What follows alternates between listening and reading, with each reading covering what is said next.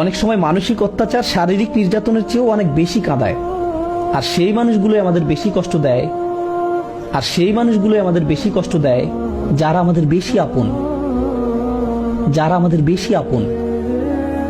শারীরিক নির্যাতনের ক্ষেত্রে চিহ্নগুলো আমরা দেখতে পারি, কিন্তু মানসিক অত্যাচার চিহ্নিত করা কঠিন।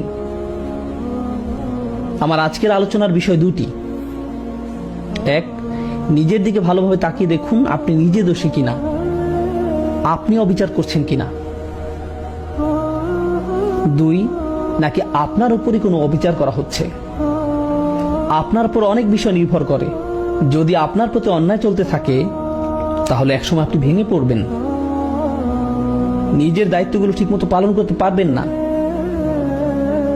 সুতরাং অন্যকে খুশি করা নিয়ে দুশ্চিন্তা করবেন না। মানুষকে সন্তুষ্ট করা এমন এক গর্ত খোঁড়ার মতো যার কাজের কোনো শেষ